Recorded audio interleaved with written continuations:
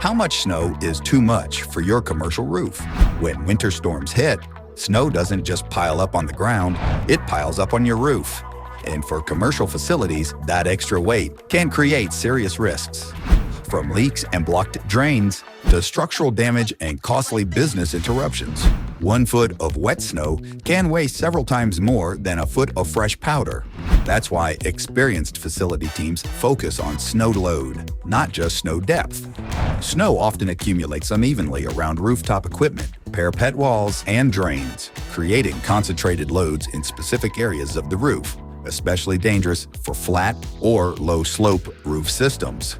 Warning signs can include ponding water, blocked drainage systems, roof leaks, sagging areas, or excessive snow accumulation around rooftop equipment. The most effective time to address rooftop snow is before warning signs appear. Waiting until a leak's developed often means critical damage has already occurred.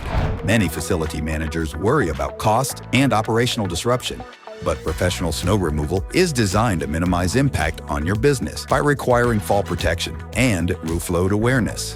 At Nations Roof, our team safely removes snow while protecting roof systems, maintaining drainage paths, and helping preserve long-term roof performance.